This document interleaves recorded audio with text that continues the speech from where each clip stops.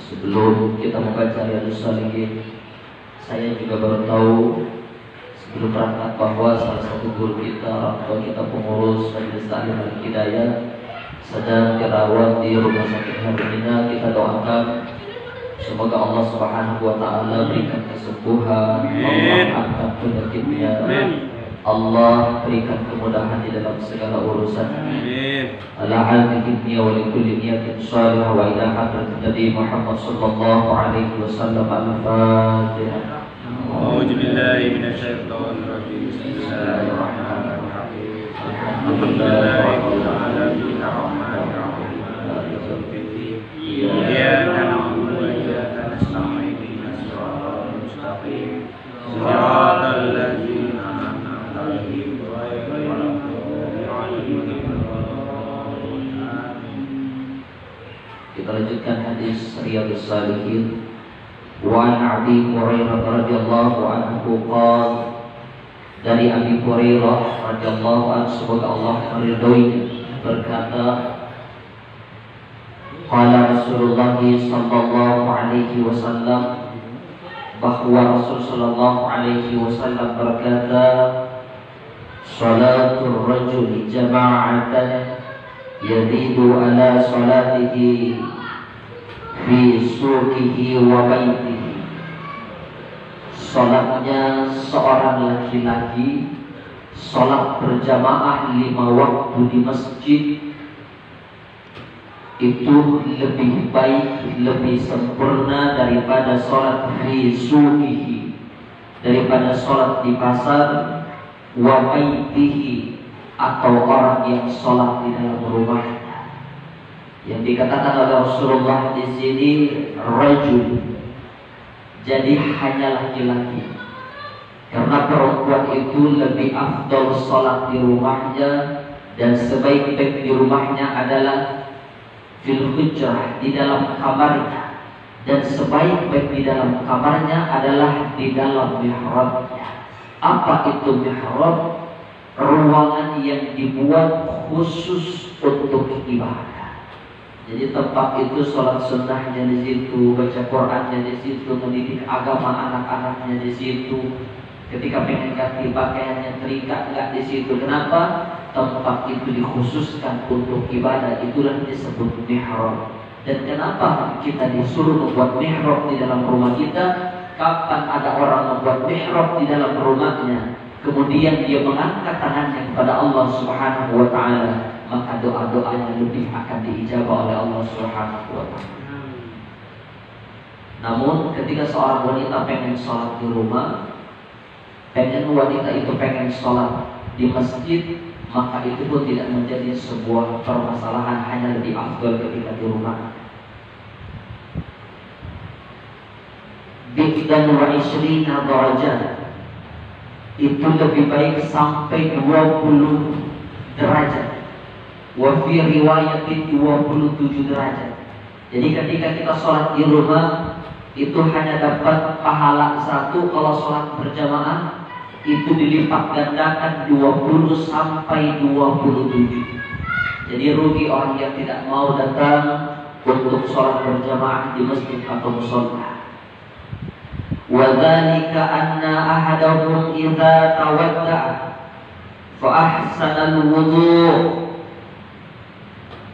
Kemudian mereka mempercantik wudunya, mengikuti sunnah-sunnah Rasul sallallahu alaihi wasallam. Kita pernah mengkaji dalam Safinatun Najah, rukun wudu itu hanya tempat yang dibasuh, membasuh wajahnya, tangan sampai sikutnya, ubun-ubunnya, kemudian kedua kakinya sampai mata kaki. Cuma itu yang dibasuh rukun wudu. Tapi sempurnakan wudumu, perbaiki wudumu dengan cara apa? Hidupkan semua sunnah-sunnahnya seperti yang kita lakukan sehari-hari. Bahkan termasuk dari mendahulukan yang kanan itu sunnah, membasuh 3 kali itu pun sunnah. Kalau kita mau wudu, basuhnya cuma sekali pun sah wudu kita. Kalaupun kita wudu mendahulukan yang kiri pun sah wudhu kita. Hanya saja kita tidak menghidupkan sunnah daripada Rasul Sallallahu Alaihi Wasallam. Dan dia sudah memperindah wudhunya. Thumma atal masjida la yuridu illa sholata. Kemudian dia berangkat ke masjid, melangkahkan kakinya menuju masjid. Tidak ada niatan-niatan lain kecuali dia di dalam hatinya pengen sholat. La yanhaduhu illa sholata lam yahtu hajwatan illa rufi'alahu biha darajat. Maka setiap langkahan kakinya ketika kita menuju masjid, niat kita benar-benar karena Allah pengen sholat, bukan karena anak disuruh sama ibunya. Kalau disuruh sama ibu orang tuanya berarti dia melangkahkan kakinya ke masjid karena takut sama orang tua. Atau mungkin yang muda-muda ada yang diincar di samping masjid. Ada yang cakep nih, Masya Allah. Iya. Bukan karena pengen sholat doang, mencari sendal ya. Ya Allah, incar. Tapi nggak apa-apa, poligami itu kan dalam Islam halal nggak Pak? Halal, bagus menurut Pak RT udah semangat banget kalau bahas poligami ya. Dari kemarin, Masya Allah. Cuma beraninya ini yang nggak berani. Halal baik. Makanya di TikTok itu lagi viral, istri bikin konten, suaminya pula ditanya, "Aa dari mana?" Kata suaminya, "Tenang aja nih, ini kan anak pesantren, gak mungkin keluar ngelakuin hal yang haram-haram." Apa kata istrinya? "Justru yang saya takutkan itu bukan yang haram, tapi yang halal. Poligami halal." Tapi ketika dia sudah melangkahkan kakinya menuju masjid atau menuju musholla, karena istilah masjid dan musholla ini kan hanya ada di Indonesia. Makanya jangan ada pertanyaan apa niatnya sholat tahiyatul musholla. Gak ada. Semuanya niatnya tahiyatul masjid. Kenapa? Musholla sama masjid, langgar atau apapun namanya itu semuanya masjid. Melangkahkan kakinya menuju masjid tidak punya niat kecuali dia pengen sholat. Apa kata Rasul Sallallahu Alaihi Wasallam? Ila ruhiyalahu biha darajat. Setiap langkah kaki itu diangkat satu derajatnya oleh Allah Subhanahu Wa Taala. Wa hutta anhu biha hati'atu. Dan Allah hapuskan satu kesalahannya. Jadi kalau kita menuju masjid, melangkahkan kaki kita 100 langkah bagi dua, 50 langkah Allah angkat derajatnya, dan 50 langkah lagi Allah hapus dosa-dosa kita. Jadi yang paling banyak langkahan kakinya, yang paling jauh rumahnya menuju musholla Al-Hidayah ini, itu yang paling banyak diampuni dosanya sama Allah, yang paling banyak diangkat derajatnya sama Allah. Banyak hitam, jauh ya. Jauh, saya lebih jauh ya. Ini baju hitam nih. Oh, saya. Allah aja gitu, Masya Allah. Karena ibadah itu memang pahala itu sesuai dengan rintangannya. Jadi kalau kita bicara pahala, bagaimana besar rintangannya, maka begitulah besar pahalanya. Kita datang ke taklim dekat rumah kita, tinggal nyebrang doang. Ada yang paling dekat di sini, Pak D. Kecil pahalanya. Tapi begitu besok malam Senin ke depan gerimis, Pak D masih melangkahkan kakinya menuju majelis taklim Al-Hidayah, pahalanya gedean dikit karena gerimis. Malam Senin berikutnya hujan deras, Pak D masih melangkahkan kakinya menuju majelis taklim Al-Hidayah ini, pahalanya lebih gede. Kenapa? Pahala itu sesuai dengan rintangannya. Semakin gede rintangannya, semakin gede pahalanya di hadapan Allah Subhanahu wa Ta'ala. Insyaallah ya. Jadi ila rufiyalahu biha darajat, satu langkah kaki kita diangkat derajat, kemudian kita angkat lagi kaki kita yang satu, wa hutta anhu biha hati'atun. Allah ampuni dosa-dosa kita. Tapi catat, yang diampuni sama Allah hanya dosa-dosa yang kecil. Kalau dosa-dosa yang gede nggak diampuni sama Allah, hanya dengan langkahan kaki menuju masjid, tapi harus dengan taubatan nasuha, minta ampun sama Allah, nyesel sama Allah, kemudian berjanji kepada Allah dosa itu benar-benar tidak akan pernah dilakukannya. Jadi jangan ntar malam boleh mencari perempuan, malam tahun baru oleh zina. Sekali zina satu langkahan kaki diampuni sama Allah, kan gitu. Kenapa? Itu dosa besar. Kudu bertobat sama Allah, menyesal sudah melakukan itu, dan berjanji, ya Allah, saya tidak akan pernah berzina lagi seumur hidupku. Tapi kalau nggak nyesel udah tobat sama Allah, tapi masih mikir-mikir kan kalau ada celak pengen lagi dah. Nah, itu bukan tobat karena sunnah.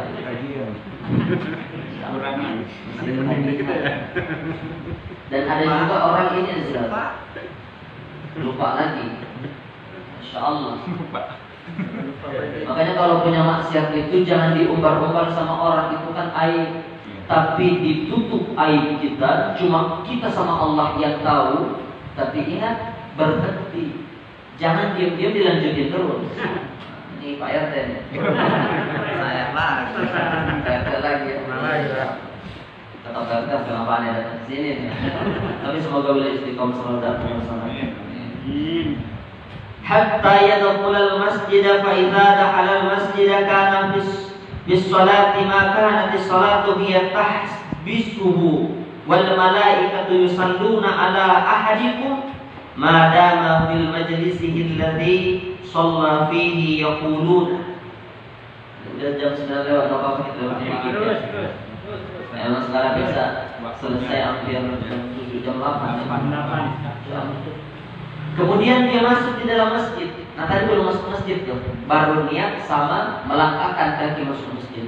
Begitu dia sudah masuk di dalam masjid, belum sholat, baru lewat pintu masjid dia masuk masjid, lewat pintu musholah dia masuk musholah, itu sudah dicatat sholat sama malaikat. Sudah dicatat sholat sama malaikat. Bahkan ketika dia bertahan di dalam masjid itu, habis sholat maghrib gak pulang, dia di masjid, dia berzikir, ada kajian. Kemudian dia sholat sunnah yang lainnya, membahas tentang hadis Rasulullah SAW, ulumul hadis, asbabun nurud, membahas tentang Al-Quran, tafsir, ilmu ulumul Quran, asbabun nuzul. Maka selama itu semua dicatat oleh Allah Subhanahu wa Ta'ala sebagai sholat. Jadi masya Allah, seorang muslim itu kalau pengen dapat pahala gampang benar. Pengen bikin dosa itu kadang mahal tapi orang mau. Masuk diskotik bayar nggak bayar? Perempuan nggak tahu ya. Ada bayar masuk doang. Pengen maksiat ke apartemen, picit plus bayar nggak? Bayar. Tahu. Tahu. Kalau Pak Freddy itu kan member. Udah langganan sekali sebulan. Ya Allah. Dicatat tuh sama Allah Subhanahu wa Ta'ala. Makanya orang yang kerja kantoran, orang yang paham agama, mereka istirahatnya ada loh waktu itu ya, masya Allah, mengutamakan sholat. Jam 11 sudah istirahat, dia masuk di masjid, niatnya pengen sholat, nunggu sampai datangnya waktu zuhur. Udah 1 jam itu berapa banyak yang dicatat oleh para malaikat, berapa banyak yang dia dapatkan pahala diperoleh di hari itu. Ada kajian maghrib itu sampai isya, berapa banyak pahala yang diperoleh di hari itu, masya Allah. Tapi jangan sampai pahala itu hilang dengan lagi bermaksiat kepada Allah Subhanahu wa Ta'ala. Kemudian yaquluna, ini para malaikat terus mendoakan mereka. Selain dicatat sholat oleh para malaikat, menjadi pahala sholat selama dia menunggu waktu sholat itu didoakan oleh para malaikat. Apa kata malaikat? Terus mengulang-ulangi doanya selama kita ada di dalam masjid. Allahumma arhamhu, ya Allah, kasihanilah dia ya Allah, kasihanilah hambamu yang saat ini sedang berada dalam masjid. Allahumma ighfir lahu, ya Allah, ampuni dosanya ya Allah. Allahumma tub alaihi ya Rabb, terima tobatnya. Jadi selama kita berada di masjid nunggu waktu sholat, kita didoakan oleh malaikat agar dikasihi sama Allah, dirahmati sama Allah, agar dosa-dosa kita diampuni sama Allah, doa-doa kita diijabah oleh Allah. Udah dicatat lagi selama kita dalam masjid itu sebagai sholat. Masya Allah. Ma lam yu'dhi bihi, ma lam yuhdith bihi. Selama di masjid itu yang pertama nggak nyakitin orang, kemudian yang kedua dia menjaga wudunya. Makanya jangan sekali-kali ada di dalam masjid udah bener niatnya pengen sholat, batal wudunya, tapi azan masih lama, kemudian berpikir apa? Ntar dulu wudunya, kenapa? Belum sholat. Jangan. Batal wudu, ambil wudu. Batal wudu, ambil wudu sambil nunggu sholat. Kenapa? Kapan batal wudunya? Maka ini malaikat berhenti mendoakan kita dan kita tidak dicatat sebagai sedang sholat. Dan jangan bermaksiat, jangan ngomongin orang. Bahkan kita pernah pelajari ada masjid Biror yang dibakar oleh Rasul Sallallahu Alaihi Wasallam. Kenapa? Wa tafriqan bainal mu'minin. Ini masjid dipakai untuk ngadu domba. Makanya jangan ngegibah di dalam masjid. Kalau kita udah dalam masjid kayak gini, Pak, bersihin hati kita. Jangan sampai ada sedikit aja hati kita tuh benci sama orang. Makanya kita diikat dengan cinta kepada Allah dan cinta kepada Rasul Sallallahu Alaihi Wasallam. Jangan sampai dulu di taklim itu ada hati ini dengki dikit, nggak boleh. Benci dikit tuh nggak boleh. Kenapa? Dengki, benci, iri, ngegosip segala macam itu hanya merugikan diri kita. Orang kalau dengki itu yang sakit siapa? Dia yang sakit. Dia yang pusing. Orang yang diiriin, diomongin mah senang-senang aja. Yang rugi diri kita sendiri. Hidupnya nggak pernah tenang. Dan ingat, Allah itu akan menghancurkan orang. Siapa yang akan dihancurkan sama Allah? Yang selalu berusaha untuk menghancurkan hidup orang lain. Maka terus melakukan kebaikan kepada orang lain. Kenapa? Ketika engkau melakukan kebaikan kepada orang lain, yakinlah Allah akan mempertemukan engkau dengan orang-orang yang baik di dalam hidupmu. Tapi kalau selalu berpikir pengen jatuhin orang, pengen hancurin orang, maka Allah pun akan mempertemukan kita, mendekatkan kita kepada orang-orang yang akan menghancurkan di dalam hidup kita. Makanya kalau berdoa itu berdoa kebaikan kepada orang. Lihat orang kesulitan, ya Rob, tolong luaskan rezeki. Ada orang yang minta di pinggir jalan, gak usah dicaci maki, itu uang dipakai untuk apa? Kalau dikasih doa aja sama Allah, ya Rob, tolong keluaskan rezekinya ya Rob. Lihat orang gak mau sholat atau lagi maksiat, ya Rob, tolong memberikan hidayah kepada mereka. Dan engkau kumpulkan kami menjadi sahabat-sahabat juga. Kenapa? Doa itu akan kembali kepada kita. Kapan kita mendoakan orang lain kebaikan, ya Allah luaskan rezekinya, itu rezeki akan ada kepada kita. Kenapa? Doa itu akan kembali kepada kita. Tapi coba kalau kita mendoakan keburukan ke orang lain, moga lu celaka deh, lu mati deh, kita yang celaka, kita yang diberikan ujian sama Allah Subhanahu wa Ta'ala. Masya Allah. Ini malam saya pikir memang bakal sedikit yang datang. Karena saya lihat lagi pulang kampung, ada acara nikahan, saya lihat di status WhatsApp-nya. Pas saya lihat Pak Maghrib, pantesan saya lihat kok tumben ini grup nggak ada info buat taklim jadi kagak. Pas saya pulang salat jamaah Maghrib hari ini saya libur di rumah.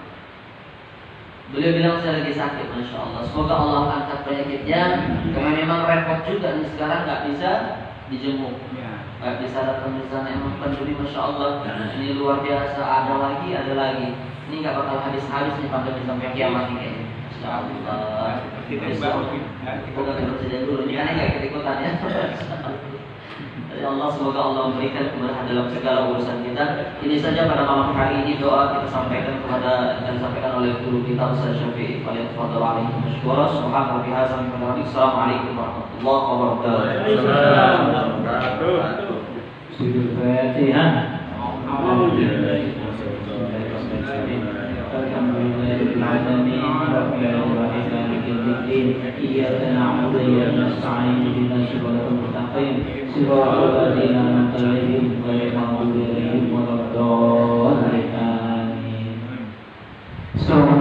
Astaghfirullahaladzim, astaghfirullahaladzim, alhamdulillah, ya Maulana ya Mabuk. Allahumma sholli ala Muhammadin fil awwalin wal akhirin wa barik sallim radhiyallahu ta'ala anhu sahabat Rasulillah ajma'in. A'udzu billahi minasyaitonir rajim. Bismillahirrahmanirrahim. Alhamdulillahirabbil alamin. Hamdan syakirin, hamdan 'alimin, hamdan yuwaffi ni'amahu wa yukafi mazidah. Ya Rabbana alhamdulillah wa syukur kaman balikal karim wajib sultanin. Allahumma sholli ala sayyidina Muhammad wa ala ali sayyidina Muhammad. Allahumma ala dzikrika wa syukrika wa husni ibadatik. Allahumma ighfir lana ya ghafur, Allahumma ighfir lana wal walidina warhamna warhamna kama rabbana shighara. Wa jamil muslimina wal muslimat wal mu'minina wal mu'minat al-ahya'i minhum wal amwat. Wa amin bainana wa bainal khairat rabbi warham wa khairur rahimin. Wa la hawla wa la quwwata illa billahil aliyyil azim. Allahumma ighfir lahum warhamhum wa'afihim waj'alni jannata maswahum. Allahumma bi rahmatika wa ni'matika wa syafa'atika wa ta'ala jami' ahli kubur. Minal muslimina wal muslimat wal mu'minina wal mu'minat irfa' lahum darajat wa du'a'if lahum hasanat wa qina musayyid wal jannata ma'aba wa awliya wa su'alil muhammad wa ma'at. Ya tanafsumul aina irjila rabbiki radiyatan mardiyatan khuli fi ibadati jannatik. Rabbana waghfir lana li ikhwanina sabaquna bil iman wa la taj'al fi qulubina ghillan lil ladzina amanu rabbana innaka ra'ufur rahim. Rabbana hab lana min azwajina wa dhurriyyatina qurrata a'yun waj'alna muttaqina imama. Bismillahirrahmanirrahim. La yadurru ma'asmihi shay'un fil ardi wa fis samaa'i wa sami'ul 'alim. Rabbana taqabbal minna innaka antas samiul 'alim wa tub 'alaina innaka antat tawwabur rahim. Rabbana atina fid dunya hasanah wa fil akhirati hasanah wa qina adzabannar. Wa qina jannata ma'abrar ya ghafar ya karim ya sattar ya rabbal alamin. Wa sallallahu ala Muhammadin nabiyil ummi wa ala alihi wa sahbihi ajma'in. Subhana rabbika rabbil izzati amma yasifun wa salamun alal mursalin walhamdulillahi rabbil alamin. La ilaha